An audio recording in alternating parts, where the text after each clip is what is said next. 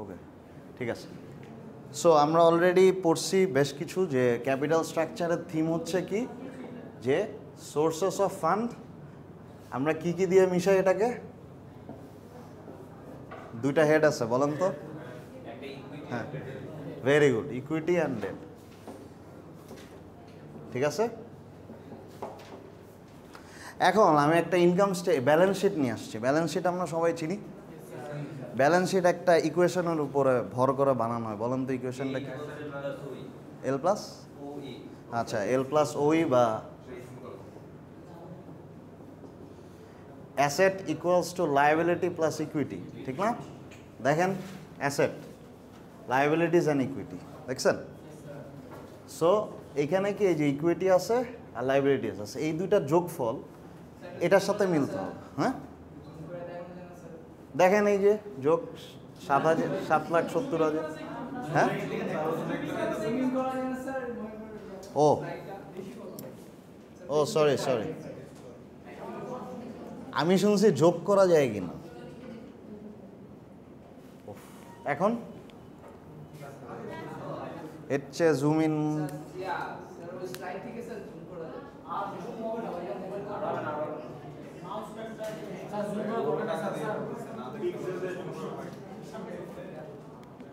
আচ্ছা যাই হোক, স্লাইডে এটা করা যায় বুঝছেন, কিন্তু এটা অনেক স্লো প্রসেসর আমার, মানে আচ্ছা দেখেন, এটা কিছু না। হ্যাঁ, এটা আপনাদের ব্যাপারটা হচ্ছে, আমি যেটা বুঝাইতে চাইছি, এইটা আমি আপনাদেরকে পড়াবো না, আমি ব্যালেন্স শিট পড়াইতে আসিনি। এটা বুঝাইতে চাইছি যে আমরা যদি একটু আগে কানেক্ট করি, দেখেন ইনভেস্টমেন্ট ডিসিশন, একটা কোম্পানি ইনভেস্টমেন্টের প্ল্যান করছে ফার্স্ট থিং, দেন ইনভেস্টমেন্ট নেওয়ার পরে ফাইন্যান্সিং ডিসিশন, অর্থাৎ আমি যে ইনভেস্টটা করব এটার জন্য তো আমার ফান্ড ফাইন্যান্স করা লাগবে, ঠিক না? সো এইটা ডিল করে হচ্ছে সোর্সেস অফ ফান্ড নিয়ে। দেন সোর্সেস অফ ফান্ডটা কী হবে, লং টার্ম না শর্ট টার্ম? যদি শর্ট টার্ম হয় ওয়ার্কিং ক্যাপিটাল, যদি লং টার্ম হয় ক্যাপিটাল স্ট্রাকচার। দেন ক্যাপিটাল স্ট্রাকচার ডিসিশন আসে, ঠিক আছে? দেন ক্যাপিটাল স্ট্রাকচার থেকে ডিভিডেন্ড ডিসিশন আসে। ডিভিডেন্ড ডিসিশনটা কি, লভ্যাংশ, মানে আমি যে একটা ব্যবসা করতেছি, ব্যবসার লাভের কতটুকু আমি আমার এই স্টক হোল্ডার্সদেরকে ফিরাই দিব বা দিয়ে দিব, বা কিভাবে দিব, ঠিক আছে? সো ডিভিডেন্ড ডিসিশন, এটা কর্পোরেট ফাইন্যান্সের বা অ্যাডভান্স একটা টপিক, এদিকে আমরা যাব না, এটা আরও অ্যাডভান্স। সো আমরা হচ্ছে এইখানটায় থাকবো, ডেট আর ইকুইটি মিক্স। আর ফাইন্যান্সিয়াল লিভারেজটা কি বলছিলাম, মনে আছে কারো? ওকে, লিভারেজের ইংলিশ মিনিং হচ্ছে গ্র্যাব, ধরা কোনো কিছু, ঠিক আছে? সো যখন ফাইন্যান্সিয়াল টার্মে আসে, এটার মানেটা হচ্ছে যে আপনি কারো কাছ থেকে টাকা ধার নিয়ে দেন ওইটা দিয়ে যখন ফাইন্যান্সিং করতেছেন, we call it financial leveraging বা লিভারেজ, ঠিক আছে?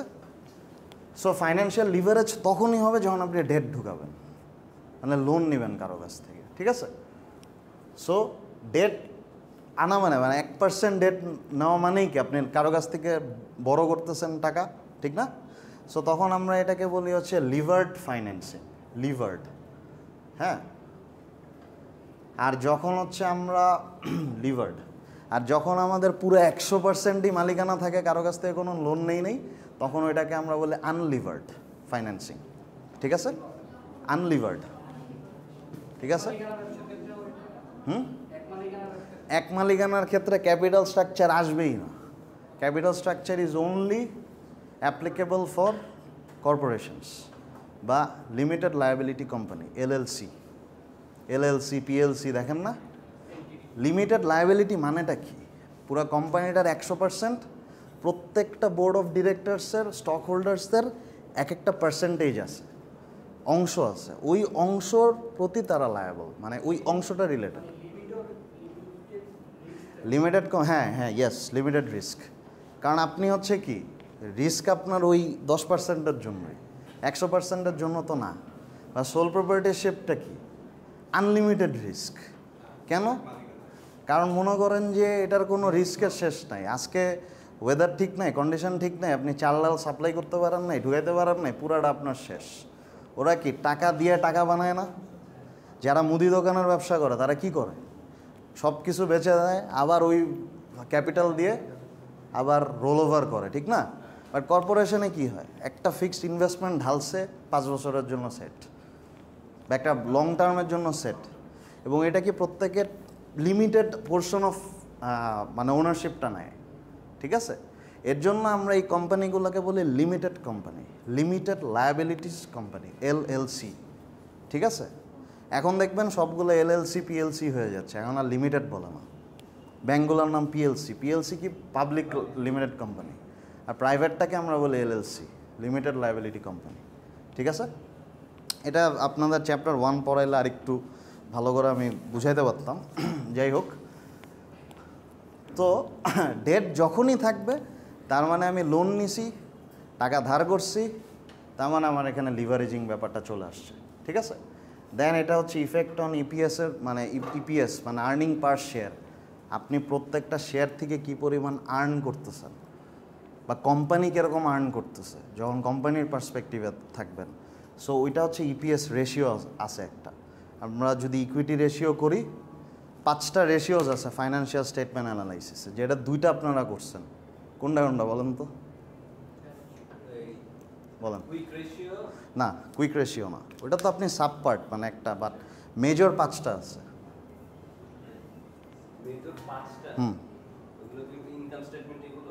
না, ইনকাম স্টেটমেন্ট না, মেজর ওইটা তো আপনি বলতেছেন স্টেটমেন্ট 5টা, ওইটা না। লিকুইডিটি রেশিও আর প্রফিটেবিলিটি রেশিও, এই 2টা হচ্ছে আপনারা করছেন। এই 2টার আন্ডারে কি ক্যাশ রেশিও, কুইক রেশিও, তারপরে হচ্ছে আপনার ওই কারেন্ট রেশিও, এগুলো থাকে। আর আরওইটা কি, আরওএ নেট ইনকাম দেখছেন না, ওগুলো হচ্ছে প্রফিটেবিলিটি রেশিও। দেন আরেকটা হচ্ছে লিভারেজ রেশিও, এর মধ্যে হচ্ছে এই যে debt to equity ratio, debt ratios, এগুলো পড়ে। দেন আরেকটা হচ্ছে মার্কেট এফিসিয়েন্সি রেশিও, ঠিক আছে? সেরকম বেশ কয়েকটা রেশিওস আছে। আরেকটা হচ্ছে আপনার ওই মার্কেট এফিসিয়েন্সি, আর হচ্ছে ডিভিডেন্ড রেশিও একটা আছে, ডিভিডেন্ড পে আউট। এই মুহূর্তে ইকুইটি রেশিও নাকি আরেকটা আমার মাথায় আসতেছে না, যাই হোক।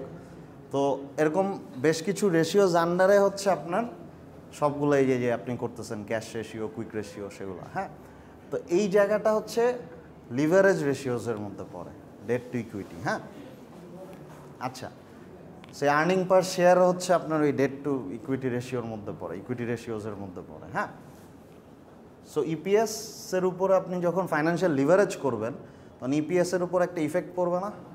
আপনি যদি পুরাটাই বড় করে ফেলেন তাহলে তো শেয়ার থেকে কোনো আর্নিং নাই, মানে ম্যাক্সিমাম পোর্শন। যেমন আপনি যদি 80-20 করেন, মনে করেন 80% ডেট আর 20% ইকুইটি। হ্যাঁ, সেক্ষেত্রে কি হবে, মনে করেন 70% ডেট আর হচ্ছে 30% ইকুইটি। তাহলে এই জায়গাটায় আর্নিং পার শেয়ার বেশি হবে না, আর এই জায়গাটায় কম হবে না? কারণ 20% হচ্ছে আপনি ইকুইটি দিয়ে কাভার করতেছেন, আর এখানে 30% আপনি কাভার করতেছেন। সো যেটা ইকুইটি দিয়ে কাভার বেশি করবেন, সো ওইটা ইপিএসটা বেশি থাকবে না নাকি? হ্যাঁ, সো এর জন্য দেখা যায় যে আপনি যখন ফাইন্যান্সিয়াল লিভারেজ করতেছেন, এটা ইপিএসের উপর একটা ইফেক্ট পড়ে, আবার রিস্কের উপরও ইফেক্ট পড়ে। কেমন? আপনি যদি এখন 80% ডেট নেন, তো লোন নিচ্ছেন, যদি লোন ফেরত না দিতে পারেন, ইন্টারেস্ট যদি না দিতে পারেন, কোম্পানি খুবই বাজে পারফর্ম করলো, টাকা দেওয়ার ওয়ে নাই, তখন তো আপনি ধরা খেয়ে যাবেন, ঠিক না? সো এগুলো এর জন্য ব্যালেন্স করতে হয়, এটাকে আমরা বলে অপটিমাল মিক্স। একবার অপটিমাম যেটা আমার জন্য ভালো সেটা করতে হয়, ঠিক আছে? দেন এটা কস্ট অফ ক্যাপিটালের উপর একটা ইফেক্ট পড়বে, কারণ হচ্ছে আপনার যদি বেশি ডেট নিয়ে নেন, লোন বেশি নিয়ে নেন, তাহলে কস্ট অফ ক্যাপিটাল আপনার জন্য বেশি না, ইন্টারেস্ট আপনি দিচ্ছেন। আর যদি কম নেন, আবার যদি আপনি বেশি টাকায় বা বেশি রিটার্নে কাউকে ইকুইটি অফার করেন, সেটাও আপনার জন্য কস্ট অফ ক্যাপিটাল মানে বেড়ে যাওয়া, ঠিক না? সেটার উপর একটা ইফেক্ট পড়ে, এবং ওভারঅলি যেটা হয় যে ভ্যালু অফ দ্য ফার্ম নির্ধারিত হয় এর মাধ্যমে, ঠিক আছে? সো ক্যাপিটাল স্ট্রাকচার ডিসিশনটা ভ্যালু অফ দ্য ফার্মের উপর একটা ইম্প্যাক্ট তৈরি করে। এখন দেখেন এই জিনিসটা চার্টটা আমি আরেকবার রিভিউ করলাম কেন, কারণ এইটা হচ্ছে আমার একটা ব্যালেন্স শিট, ঠিক আছে? ব্যালেন্স শিটের এই সাইডটা নিয়ে ক্যাপিটাল স্ট্রাকচার ডিল করে, অর্থাৎ লায়াবিলিটি সাইড, ঠিক আছে? এই সাইডটা, ওকে? এর মধ্যে ক্যাপিটাল স্ট্রাকচার ডিল করে হচ্ছে এই লং টার্ম লায়াবিলিটিস আর এই ইকুইটিটা নিয়ে, বুঝছেন? তার মানে আপনার এই এতটুকু হচ্ছে ক্যাপিটাল স্ট্রাকচার, আর এর উপরে হচ্ছে ওয়ার্কিং ক্যাপিটাল বা শর্ট টার্ম সিকিউরিটিস বা শর্ট টার্ম। এই জায়গাটা শর্ট টার্ম আর এই জায়গাটা লং টার্ম। এই যে এখানে লেখাই আছে দেখেন লং টার্ম লায়াবিলিটিস, দেখেন নোটস বন্ডস, আমরা বন্ডস পড়ছি না, তারপরে দেখেন common stock, written earnings, preference share. হ্যাঁ, তো এই যে এই জিনিসটা আর কি দেখানোর জন্য আমি ব্যালেন্স শিটটা এখানে রাখা, যে ক্যাপিটাল স্ট্রাকচার ডিলস উইথ এই লং টার্ম আর এই share holder security.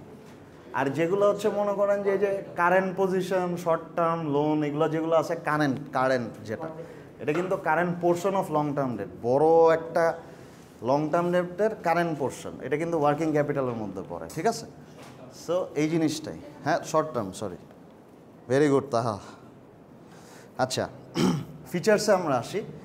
So capital স্ট্রাকচারের কয়েকটা ফিচার্স আছে, ফ্লেক্সিবিলিটি, কন্ট্রোল, রিস্ক আর প্রফিটেবিলিটি বা রিটার্ন, এটাকে রিটার্নও বলা হয়। হ্যাঁ, সো আপনি যখন ক্যাপিটাল স্ট্রাকচার ডিসিশন নেবেন তখন তার মধ্যে এই ফিচারগুলো আপনার মাথায় রেখে ডিসিশনটা নিতে হবে। হ্যাঁ, যেমন আপনি যখন ক্যাপিটাল স্ট্রাকচার ডিসিশন মানে আপনি নিচ্ছেন যে আমি আচ্ছা কত পার্সেন্ট কতটুকু অ্যালোকেট করব, হ্যাঁ, সেখানে আপনার একটা ফ্লেক্সিবিলিটি আছে, ঠিক না? যে হ্যাঁ আমি লোন থেকে এত পার্সেন্ট রেজ করব, ইকুইটি থেকে এত রেজ করব। সো ক্যাপিটাল স্ট্রাকচারের একটা ফিচার হচ্ছে ফ্লেক্সিবিলিটি, এবং এই ফ্লেক্সিবিলিটিটা অ্যাডজাস্ট কীভাবে হবে? কোম্পানির অবস্থা, সিচুয়েশন, মার্কেট কন্ডিশন সব কিছুর উপর বেস করে। ঠিক আছে, দেন কন্ট্রোল, আপনি কন্ট্রোল করতে পারবেন। যেমন এখানে একটা কথা আছে কি যে ইকুইটি ডাইলিউটস ওনারশিপ। ডাইলিউটসটা কি? আপনি নতুন শেয়ার, মনে করেন ওনারশিপ ডাইলেশন হয়ে যায়, বুঝছেন কীভাবে হয় এটা একটু বলি। মনে করেন আপনি এখন কোম্পানির 10% স্টক হোল্ডার, শেয়ার হোল্ডার, তার মানে মনে করেন একটা কোম্পানির 1000 শেয়ার আছে, মানে কোম্পানিটা 1000টা শেয়ারে ভাগ করা, তার মানে 10% কত? 100, ঠিক না? সো আপনার 100টা শেয়ার আছে। অ্যান্ড কোম্পানি কী করলো? ডিসিশন নিল যে তাদের ভ্যালু বাড়ছে, তারা নতুন শেয়ার ইস্যু করবে। ঠিক আছে, এখন আপনি তো 100টা শেয়ার নিয়ে বসে আছেন, ঠিক না? সো যেটা হবে মনে করেন এখান থেকে আরও ফোর্সে 1000 আরও 100 শেয়ার মনে করেন ইস্যু করলো, তখন আপনার তো এটার 10% থাকবে, 100 শেয়ারে 10% থাকবে না, এটা কমে যাবে না? কত হবে এখানে?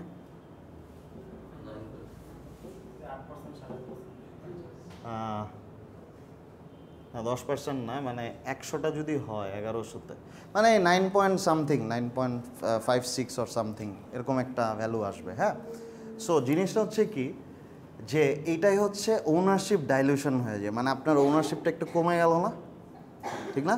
আগে 10% ছিল, এখন 9% হইল ফরসে।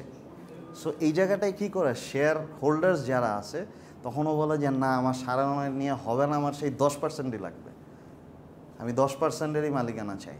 তখন কোম্পানি বললো ওকে, তাহলে তুমি নতুন শেয়ার কিনো, আর 100টা শেয়ার কিনো, আর গেটিং 10%। বুঝছেন ব্যাপারটা কি? সো কোম্পানি যখন, এটা হচ্ছে ক্যাপিটাল স্ট্রাকচার ডিসিশনে এই কাজটা করা যায়। আপনি ডিসিশন নিলেন, দেখলেন যে আপনার এখন ফান্ড আছে, প্রজেক্টস আছে, আপনার ভ্যালু বাড়ছে, so you can issue new shares. নিউ শেয়ার্সে কী হবে? ওনারশিপটা ডাইলুট হয়ে যাবে, যে 10%-এর ওনার আছে তার একটু কমে যাবে, তখন সে কী করবে? আরও ফান্ড এঙ্গেজ করে ওই 10%টাকে রিগেইন করবে। বুঝছেন, এটাকে বলা হয় ওনারশিপ ডাইলুশন। ক্লিয়ার? আর debt can lead to a covenants. কভেনেন্সটা কি? কভেনেন্স মানে হচ্ছে অ্যাগ্রিমেন্ট, অ্যাগ্রিমেন্টের একটা সিনোনিম জাস্ট, আর কিছু। হ্যাঁ, সো ডেট কী করবে? দুইজনের দ্বিপাক্ষিক, একটা দ্বিপাক্ষিক। আমরা কি স্ট্যাম্প করি না? স্ট্যাম্পে সাইন করি না, ঠিক না?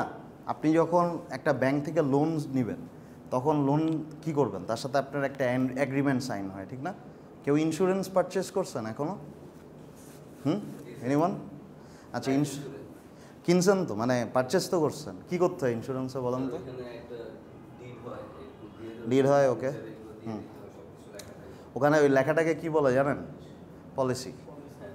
ঠিক আছে, সো পলিসিতে এখানে আবার এটাকে ফাইন্যান্সের ভাষায় বলে আন্ডার রাইটিং।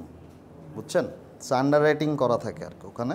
তো এখন ব্যাপারটা হচ্ছে যে ওই পলিসিটাতে একটা কথা থাকে না যে আপনার প্রত্যেক মাসে একটা প্রিমিয়াম দিতে হবে, এই ইন্টারেস্টটাকেই প্রিমিয়াম বলে আর কি।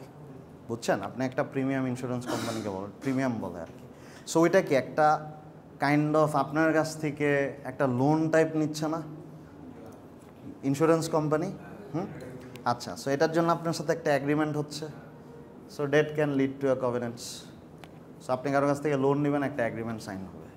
এমন মনে করেন আপনার টাকা নিয়ে ভাগছে, আপনার কোর্টে যে অ্যাগ্রিমেন্ট দেখাবেন, আমার টাকা নিয়ে ভেঙে গেছে, কী করবো? কোর্টের পর ওরা ডাকাবে, ঠিক আছে, কোর্টে সালিশি হবে, বহু কাহিনী।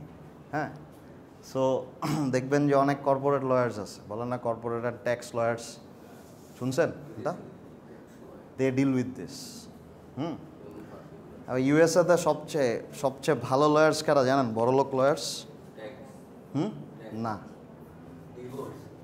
ইমিগ্রেশন লয়ার্স, বুঝছেন? ইউরোপেরটা জানি না, ইউএসএরটা জানি যে ইমিগ্রেশন লয়ার যারা থাকে আপনাকে ইমিগ্রেন্ট বানায় দিবে, and they will charge money for it. হ্যাঁ, এটা একটা অন্য সিস্টেম আছে, এই সিস্টেমটা আমি একদিন স্টাডি করে জানছিলাম, কঠিন অবস্থা, পরে একদিন ডিসকাস করবো আমি। আচ্ছা, রিস্ক আছে, হ্যাঁ, সেটার একটা ফিচার অবশ্যই রিস্ক। আপনি লোন নেবেন, রিস্ক থাকবে না, এটা তো হয়ই না, ঠিক না? সো এখন আপনার ব্যাপারটা হচ্ছে কি যে ডেট আর ইকুইটি, আপনি যদি বেশি ডেট নেন আপনার জন্য রিস্ক বেশি, ইকুইটি যদি নেন তাহলে রিস্কটা একটু কম। সে একটা ট্রেড অফ আপনাকে করতে হয়। এখন মনে করেন আপনি যাকে বেচতে যাচ্ছেন আপনার মালিকানা, সে আপনাকে আপনার এক্সপেক্টেড টাকা দিচ্ছে না, তখন তো আপনার লোন নিয়ে ফান্ডটা বাড়াইতে হবে, ঠিক না? কারণ আপনি ভ্যালু অফ দ্য ফার্মে কখনোই কম্প্রোমাইজ করবেন না। আপনি কি চাবেন যে আপনার কোম্পানি লেস ভ্যালুয়েবল হয়ে যাক? সো আপনি যদি একটা কোম্পানির শেয়ার কম দামে বেচেন, তার মানে কি আপনার, এই যে আগের দিন আমি একদিন ক্লাসে বসলাম যে it's like a domino effect or the ripple effect. একটা শেয়ারের টোকা মানে সবগুলো শেয়ারের মধ্যে সেম টোকা খাওয়া। হ্যাঁ, ডমিনোর মতো। আমি একটাতে টোকা মানলে কী হয়, সবগুলো পড়ে যায় না? সে একটা শেয়ারের প্রাইস কমা মানে সবগুলো শেয়ারের প্রাইস কমা। সো কোনো কোম্পানি চাবে না যে তার শেয়ার ভ্যালু কমুক। এর জন্য দেখা যায় যে অনেক ক্ষেত্রেই আমরা লোন নিয়ে থাকি, কোম্পানিগুলো বড় বড় লোন নেয়। হ্যাঁ, আর প্রফিটেবিলিটি কিভাবে হবে সেটা হচ্ছে যে আপনি মানে রিটার্নটাকে কীভাবে ম্যাক্সিমাইজ করবে, যখন আপনি একটা অপটিমাল ডিসিশন নেবেন যে হ্যাঁ ঠিক আছে আমি যদি 60-40 করি, ওকে, আমি একটা অপটিমাল, ওটার ম্যাথ আছে, ওই ম্যাথে আমরা হোপফুলি যাব না, আপনাদের জাস্ট ধারণা দিচ্ছে, একটা বড় ম্যাথ আছে। প্রত্যেকটা অবস্থা, সোর্সেস অফ ফান্ড, স্টেট মিলায় টিলায় দেখতে হয় যে কোনটায় আমার অপটিমাল রিটার্ন আসে, এবং ওইটাই আপনার জন্য বেস্ট মিক্স। ঠিক আছে? হ্যাঁ, weighted average cost of capital, very good, আপনি জানেন তাহলে। Weighted average cost of capital count করতে হয়, ঠিক আছে? সো দেখতে হয় যে কোনটা আমার জন্য বেস্ট মিক্স। আচ্ছা, এবার টাইপস অফ ক্যাপিটাল স্ট্রাকচারে দেখেন 3টা টাইপ আছে। এই প্রথম 2টা টাইপে কেউই যায় না, প্রথম 2টা টাইপে কোনো কোম্পানি যায় না। যদি যাইতো তাহলে আপনি কোনো কোম্পানির ব্যালেন্স শিটে শর্ট টার্ম লং টার্ম দেখতেন না, ঠিক আছে, বা ডেট অ্যান্ড ইকুইটি দেখতেন না, ঠিক আছে?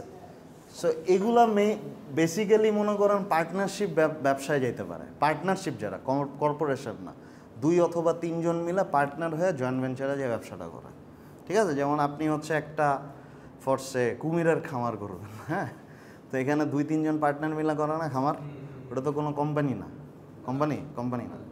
সেটা মনে করেন এইসব ব্যবসায় হচ্ছে এই টাইপ 1 টাইপ 2 কাজে লাগে, মানে হয় আর কি।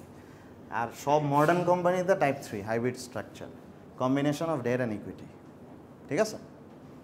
এটা ক্লিয়ার? যখন আমরা ইকুইটি অনলি স্ট্রাকচারে হচ্ছে শুধুমাত্র ইকুইটি থাকে, ডেট অনলি স্ট্রাকচারে হচ্ছে শুধুমাত্র ডেট থাকে, 100% debt, 100% equity, mixture 30-40, 30-70, 60-40, but ideal ধরা হয় 60-40 আর কি, 60 ইকুইটি 40 ডেট, বাট এটা ভ্যারি করতে পারে ইন্ডাস্ট্রি টু ইন্ডাস্ট্রি। আচ্ছা, এবার আমরা আসি হচ্ছে ডিটারমিনেন্টস অফ ক্যাপিটাল স্ট্রাকচার। হ্যাঁ, ডিটারমিনেন্টসটা কি? ডিটারমাইন করা, ম্যাট্রিক্স, ঠিক আছে? অর্থাৎ কোন জিনিসগুলা একটা ক্যাপিটাল স্ট্রাকচার কেমন হবে, কেমন হওয়া উচিত, বা কিভাবে আমরা ডিসিশনটা নিব সেটাকে ডিটারমাইন করে, বা সেটাকে ম্যাট্রিক্সে সাজায়, ঠিক আছে? সেখানে আমি 5টা, এগুলো অনেকগুলাই আছে, but I have mention 5 determinants. হ্যাঁ, তো এখানে ফার্স্টে হচ্ছে business risk. So business risk থাকে। বিজনেস রিস্ক হচ্ছে কি যে কোনো কারণে আপনি যদি লস করে ফেলেন, হ্যাঁ, সেক্ষেত্রে হচ্ছে যে আপনার দেখা যাচ্ছে যে আপনার জন্য একটা ফিক্সড ট্যাক্স আছে, বাট আপনি পাস টাস করায় ফেলছেন অনেক কিছু, যে আমি এই ফান্ড নিচ্ছি, বাট আপনার মনে করেন যে টাকা কোনো কারণে গায়েব হয়ে গেল, টাকা গায়েব হয়ে যায় না কোম্পানি থেকে, ওটা হিসাব মিলাইতে পারতেছেন না, মিলতেছে না, কী দেখাবেন এটা? সো বিজনেসে যদি কোনো আনসিস্টেমেটিক কোনো ইস্যু হয়, তার কারণে দেখা যায় যে we often get shortage of money fund, হ্যাঁ, তখন আমরা বলি যে বিজনেস রিস্ক, বা আমি আমার যে প্রফিটটা সেটা হিট করতে পারতেছি না। বাট আমি যখন একটা প্রজেকশন করব, এটা তো সবাই জানে, ঠিক না? আপনি তো গভর্নমেন্ট থেকে পাস করাচ্ছেন, ব্যাংক যাচ্ছে, জানতেছে ব্যাংক থেকে আপনি একটা টাকা নিছেন, ওখানে স্টেটমেন্ট আছে। অডিট কোম্পানিরা কি করে বলেন তো? What does the audit companies do? সব ঘাটাঘাটি করে, ঠিক না? অডিট কোম্পানিকে যদি টাকা দেন, আচ্ছা ওইদিকে না যাই, যাই হোক। সো জিনিসটা হচ্ছে কি যে অডিট না, সেটা হয় তো ওই অডিট অ্যান্ড ট্যাক্সেশন আপনাদেরকে আমি পড়াচ্ছি না, সো ওইদিকে যাবো না। আচ্ছা, সো বিজনেস রিস্কে যেটা হয় যে আপনার এনি ভেরিয়েবিলিটি, ইবিআইটি সম্পর্কে কেউ জানেন? নাম শুনছেন ইবিআইটি? কেউ? ইবিআইটি, ইবিটি, আচ্ছা ফাইন্যান্সিয়াল স্টেটমেন্টে শিখবেন, সামনে অ্যাকাউন্টিং করলে ইবিআইটি অবশ্যই শিখবেন এবং অবশ্যই শিখতে হবে। ইবিআইটি হচ্ছে earning before interest and tax. Interest and tax মানে আপনি যে টাকাটা আর্ন করতেছেন ওখান থেকে কি ইন্টারেস্ট মাইনাস হবে না, ওখান থেকে ট্যাক্স মাইনাস হবে না, সো এই দুইটা ধরে যে ভ্যালুটা যোগ করে আর্নিংয়ের সাথে, ওইটাকে আমরা বলি ইবিআইটি। আর অনেক ক্ষেত্রে যদি আপনি ইন্টারেস্ট না ধরেন তাহলে ওইটাকে আমরা বলি ইবিটি, বা ইন্টারেস্ট মাইনাস করে দেওয়ার পর মনে করেন ইবিআইটি থেকে আপনি যদি ইন্টারেস্টটাকে উঠায় ফেলেন, মানে ইন্টারেস্টকে যদি মাইনাস করেন তাহলে ইবিটি হয়, এটাকে ইবিটি বলে। আবার ইবিটি থেকে যদি আপনি ট্যাক্সটা মাইনাস করে দেন তখন হচ্ছে আপনার এই যে নেট ইনকাম বা নেট প্রফিট যেটাই বলেন, হ্যাঁ, সেটা জেনারেট হয়, বুঝছেন? সো ইবিআইটি হচ্ছে আপনার এই যে ট্যাক্স ক্যান্সেল করে, ইন্টারেস্ট ক্যান্সেল করার যে আগে মুহূর্তে যে অ্যামাউন্ট আছে সেটা। সো এখন দেখেন আপনার অলরেডি একটা ইন্টারেস্ট আর ট্যাক্স আছে, ঠিক না? লোন আপনি একটা নিছেন, পাস করাইছেন, তার তো একটা ফিক্সড ইন্টারেস্ট আপনাকে দিতে হবে। আর কোনো কারণে আপনার ব্যবসা গেল খারাপ, কোনো কারণে আপনার ব্যবসা থেকে টাকা উধাও হয়ে গেল, হ্যাঁ, জিন এসে টাকা নিয়ে চলে গেল মনে করেন, হ্যাঁ, সো হ্যাঁ, টাকা নিয়ে চলে গেল, জিন বললো টাকা নিয়ে যাই, মিষ্টির প্যাকেট দিয়ে যাই, মনে করেন টাকা নাই, হ্যাঁ। সো এটাকে আমরা বলবো বিজনেস রিস্ক, ঠিক আছে? It's one of the determinant. Then company size, company যত বড় হবে তখন কি তার তত বেশি ফাইন্যান্সিং অপশন হবে, ঠিক না? আপনি লং টার্মে ফোকাস করলেন, আপনি শর্ট টার্মে করলেন, সো এটা কি একটা ডিটারমিনেন্ট না? যে কোম্পানির সাইজ অনুযায়ী কোম্পানি বোর্ড অফ ডিরেক্টরস, এটাকে বলে বিওডি, বুঝছেন? বোর্ড অফ ডিরেক্টরস, একটা কোম্পানির বোর্ড অফ ডিরেক্টরস থাকে। কোম্পানি কিন্তু একজন চালায় না, জানেন এটা? কোম্পানিতে চেয়ারম্যান থাকে, এমডি থাকে, দেন ইন্ডিপেন্ডেন্ট ডিরেক্টরস থাকে, সবাই মিলে কিন্তু কোম্পানিতে ডিসিশন নেয়, দেন কিন্তু একটা কোম্পানি অ্যাড্রেস হয়। কোম্পানি কিন্তু একা চলতে পারে না, হ্যাঁ। আর কোম্পানিকে বলা হয় সেপারেট এন্টিটি, মানে কমপ্লিটলি আলাদা, ঠিক আছে? যদি মনে করেন আপনি কোম্পানি লস খাইছেন, হ্যাঁ, এখন কোম্পানি কি করবে? আপনার লোন নিছেন ব্যাংক থেকে, সো আপনি দেউলিয়া হয়ে যাচ্ছেন, ব্যাংকরাপ্ট হয়ে যাচ্ছেন, এটাকে ইংলিশে বলে ব্যাংকরাপ্ট। সো আপনি ব্যাংকরাপ্ট অ্যাওয়ার্ডেড হইতে যাচ্ছেন, সো কোম্পানির এখন কি করবে? ওই কোম্পানি সব অ্যাসেটগুলো নিয়ে যাবে না? এখন অ্যাসেটগুলো যদি না পায় তাহলে কি করে কোম্পানি, মানে ব্যাংক, হ্যাঁ, কোম্পানির লোকের মানে বোর্ড অফ ডিরেক্টরসদেরকে ধরে, তাদের অ্যাসেটকে আত্মসাৎ করতে পারবে? দেউলিয়া ঘোষণা আত্মসাৎ করতে পারবে? পারবে না। Very good. মনে করেন যে আমি, হ্যাঁ, সাপোজ আমি একটা কোম্পানি করছি, আমার কোম্পানিতে মনে করেন যে আমি আমার পার্সোনাল সম্পত্তি বানাইছি 20 কোটি 30 কোটি টাকা, কিন্তু কোম্পানি আছে লসে। এখন ব্যাংক থেকে নিছি অনেক টাকার লোন, ঠিক আছে? ব্যাংক আমারা ধরছে আমার টাকা ফেরত দেয়, ঠিক আছে? তো এখন মনে করেন যে ব্যাংক এসে তোর টাকা ফেরত নিতে পারতেছে না, কারণ ব্যাংক শেষ পর্যন্ত চেষ্টা করে যে আপনার পকেট থেকে টাকা নেওয়ার বা কোম্পানি থেকে টাকা নেওয়ার, এখন কোনোভাবে পারতেছে না, ঠিক আছে? তখন কি ব্যাংকের উচিত না যে আমার যে ওই যে 20 কোটি টাকা আছে ওইটার উপর হস্তক্ষেপ করা, নাকি? উচিত না? কিন্তু ইন রিয়েল লাইফ এটা হয় না, বুঝছেন? এটা নিয়ম নাই, কারণ ব্যাংক একটা কোম্পানি একটা আলাদা এন্টিটি, ও একটা আলাদা মানুষ। হ্যাঁ, ব্যাংক তাহলে কোম্পানিকে লোন দেয়। এক্স্যাক্টলি, আপনি যদি লোন পাস করেন আপনাকে ব্যাংক লোন দেয় না, আপনাকে কোম্পানিকে লোন দিচ্ছে। সো কোম্পানি নিজেই একটা মানুষ, বুঝছেন, যদি এভাবে চিন্তা করেন। সো কেউ কখনো পার্সোনাল অ্যাসেটের উপরে কোনো ব্যাংক কখনো আত্মসাৎ করতে পারে না। এটা আপনাদের লিগ্যাল ফর্ম অফ বিজনেস যেটা ফার্স্ট চ্যাপ্টারে ছিল ওটাই পড়া উচিত। আমি জানি না পড়ছেন কি না। হ্যাঁ, লোন নেয়। আপনি যদি আপনার নামে লোন নেন তখন আপনাকে ব্যাংক ধরবে, বাট কোম্পানিতে কি হয়, অনেক আমরা দেখি না যে কোম্পানি দেউলিয়া হয়ে গেছে কিন্তু মালিক ঘুরে বেড়াচ্ছে। এটা এই জন্যই হয়। হ্যাঁ, কারণ কোম্পানিতে একা মালিক চালায় না, কোম্পানি একটা বোর্ড অফ ডিরেক্টরস চালায়।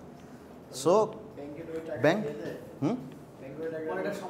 না, এটার সমাধান হচ্ছে আপনার এই কোম্পানিটা নিলামে উঠবে, কোম্পানি নিলামে উঠে যায়, তারপরে মনে করেন যে বড় লোক যারা আছে তারা কিনবে, কিনে নিয়ে ওটাকে ঠিক করবে, ব্যাংক আবার তার টাকা রিগেইন করে নিবে। আর মনে করেন আমি বললাম ধুর আমার কোম্পানি লাগবে না, দেশেই থাকবো না, নিয়ে যাক গা, কী আছে, আমি তো আমার টাকা বানায় নিছি। ঠিক আছে, this happens actually in real life.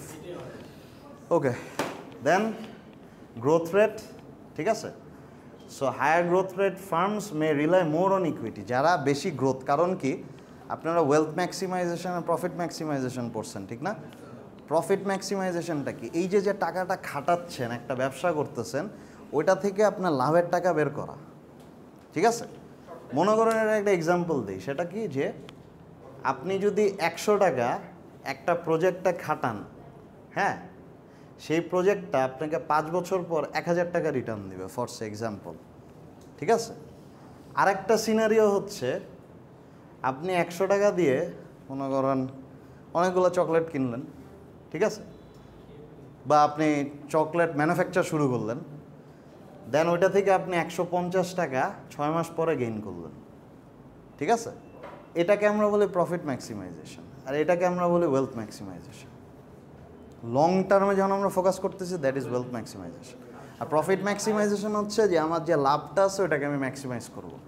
এখন মনে করেন চকলেটে আপনি যদি 100 টাকা খাটায় দেখা গেল 150 টাকা পাচ্ছেন, হ্যাঁ, কিন্তু দেখলেন যে না, আমি যদি 110 টাকা আরও 10 টাকা অ্যাড করি, করে যদি আমার চকলেটের ফ্লেভারটা চেঞ্জ করি বা আরেকটু এনরিচ কোয়ালিটি চকলেট দেই, তাহলে আমি 200 টাকা পাবো 6 মাস শেষে। তাহলে দেখেন আগে 100-তে 50 টাকা পাইতেন, আর এখন 110-এ পাচ্ছেন 200 টাকা, মানে ম্যাক্সিমাইজ কত হইলো? 40 টাকা ম্যাক্সিমাইজ হইলো, ঠিক না? এটাই প্রফিট ম্যাক্সিমাইজেশন। এটাই অনেকে যদি এক্সাম্পল দিতেন প্রচুর মার্ক পাওয়া যেত, হ্যাঁ। কিন্তু আমাদের প্রবলেমটা হচ্ছে যে what we learn we never connect it, try to connect it with the real world.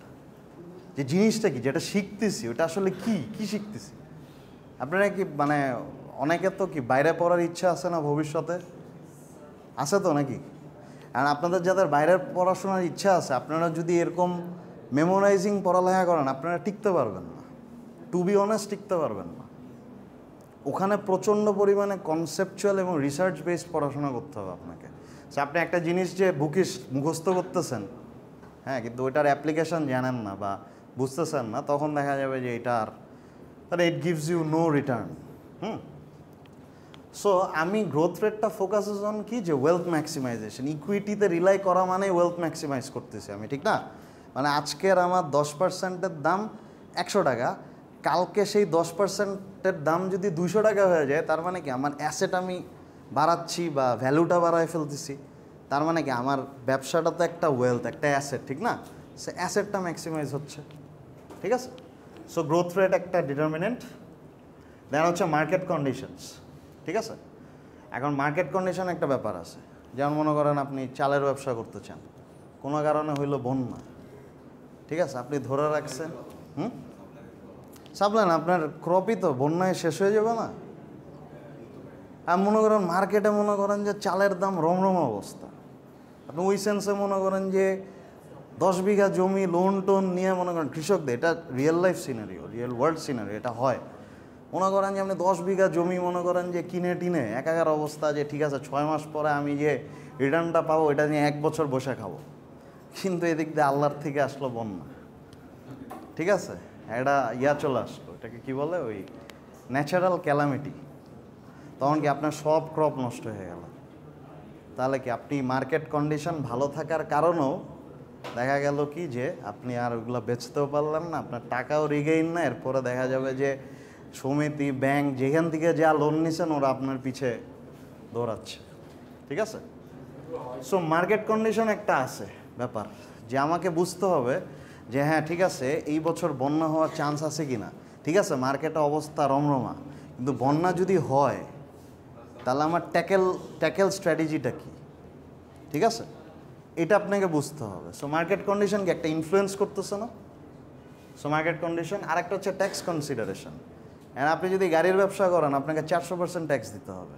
So are you ready to give that tax to the government or not? হ্যাঁ, ওই 300-400 মনে এখন কি 300 করছে, যেমন আমি লাস্ট আপডেটেড নিউজ পাই নাই। যাই হোক 300% ট্যাক্স দিতে হবে। ঠিক আছে, সো আপনি কি ওই আবার মনে করেন যে মাঝে আইটির যদি আপনি ব্যবসা করেন, হ্যাঁ একটু ফোকাস করেন, আইটি ব্যবসা যদি করেন, আইটি ব্যবসায় 0% ট্যাক্স ছিল, এখন ট্যাক্স আস্তে আস্তে আসতেছে ডিজিটাল গুডসের উপরে। তাহলে দেখেন যে আপনি যদি ইয়ার ব্যবসা করেন, গাড়ির ব্যবসা করেন, এক ধরনের স্ট্রাকচার মেনটেন করতে হবে। আর যদি সফটওয়্যার ব্যবসা করেন তাহলে আর এক ধরনের একটা স্ট্রাকচার মানে আপনাকে মেনটেন করতে হবে, কারণ এখানে ট্যাক্স কনসিডারেশন আছে। এক এক জায়গায় এক এক রকমের জিনিসের উপরে ট্যাক্স। এমন মনে করেন আপনি যদি টোবাকোর ব্যবসা করেন তাহলে টোবাকোর 57% ট্যাক্স দিতে হয় সম্ভবত,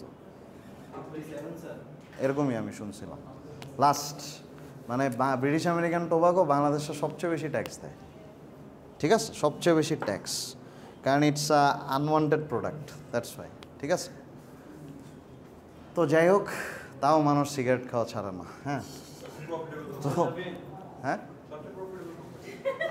না, সবচেয়ে প্রফিটেবল কোম্পানি, হ্যাঁ প্রফিটেবল হয়, হ্যাঁ কোম্পানি হয়, সবচেয়ে বেশি রাজস্ব পায়, রাইট। ও সরি, আচ্ছা ঠিক আছে, আমরা একটু চুপ থাকি, একটা ম্যাথ করি আমরা। হ্যাঁ, এই ম্যাথটা করে আমরা শেষ করে দিব। ঠিক আছে, লাস্ট আরেকটু। আচ্ছা, এই পর্যন্ত কারো কোনো ডাউট আছে? লাস্ট একটু এই ম্যাথটা শেষ করি, এটা ডিটারমিনের সাথে রিলেটেড, এর জন্য দেখেন আরে 5 মিনিট লাগবে। এই যে আপনারা যে কথা বলতেছেন, সময় চলে যাচ্ছে। ঠিক আছে,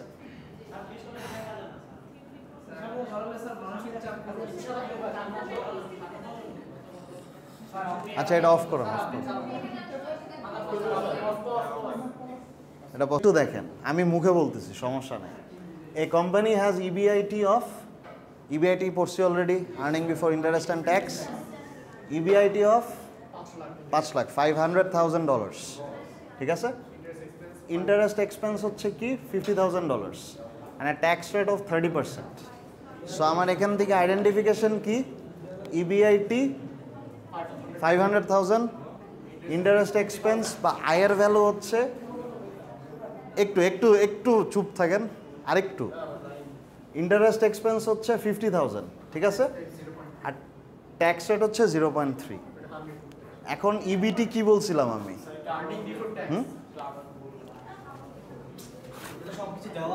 দেখেন সব কিছু দেওয়া আছে, আমার নেট ইনকাম ক্যালকুলেট করতে হবে। একটু আগে আমি অলরেডি এটা বলে দিছি যে নেট ইনকাম কেমনে মানে আমরা ক্যালকুলেট করি, ফার্স্টে ইন্টারেস্ট বাদ দিব, তারপরে ট্যাক্স বাদ দিব। ঠিক আছে, দেখেন এটাই কি আমার দেওয়া আছে, কি কি EBIT দেওয়া আছে 500,000, ইন্টারেস্ট এক্সপেন্স দেওয়া আছে, ট্যাক্স রেট দেওয়া আছে, ঠিক না, সবই দেওয়া আছে। ফার্স্টে কি করব, EBT বের করব। EBTর জন্য কি দেখেন এখানে আই লাল করে দেওয়া আছে, দেখছেন, মানে আইটাকে আমরা মাইনাস করে দিব। সো কি করব, EBIT হচ্ছে 500,000 মাইনাস 50,000 করলাম, করার পর কত আসলো, 4,50,000। এটা স্টেপ 1 ডান। স্টেপ 2তে কি করব, নেট ইনকাম বের করব। নেট ইনকামটা কি, EBT মাইনাস EBTর উপরে যে ট্যাক্সটা সেটা। ঠিক আছে, EBTর উপরে যে ট্যাক্স রেটটা। ঠিক আছে? So EBIT into tax rate, এটাকে যদি আমরা ইবিটি কমন নেই তাহলে কি আসে? 1 মাইনাস ট্যাক্স রেট, নাকি? ম্যাথটা বুঝছেন? টোটাল ইবিটি থেকে ইবিটির উপরে যে ট্যাক্স রেটটা আসে, যেই অ্যামাউন্টটা, ঠিক আছে, সেটা মাইনাস করব, করলেই তো আমি নেট ইনকাম পেয়ে যাচ্ছি, নাকি? মানে এখান থেকে যদি আমি ইবিটি কমন নেই, মনে করেন ইবিটি ইন্টু ইবিটির উপর ট্যাক্স রেট, হ্যাঁ হ্যাঁ হ্যাঁ 1 থেকে না, জিনিসটা হচ্ছে কি দেখেন, আবার বুঝেন জিনিসটা, মানে ম্যাথটা একটু ইয়া করে করা, কমন নিয়ে করা, একটু ফোকাস করেন তাহলেই বুঝবেন বিষয়টা কি। ইবিটি থেকে আমরা ট্যাক্সটাকে মাইনাস করব, ঠিক না? সো ট্যাক্স তো কারো উপর ধার্য করা হবে, নাকি? সেইটা ধার্য করা হয় ইবিটির উপর। সো ইবিটি যদি 4,50,000 হয়, তাহলে এই 4,50,000-এর 30% কত? ক্যালকুলেটর আছে কারো কাছে?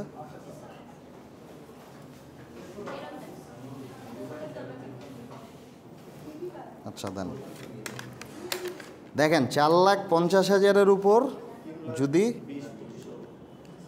না 13,500, 13,500 যদি আপনি বাদ দেন তাহলে কত আসে? 7,4, দাঁড়ান ভুল করছি মনে হয়,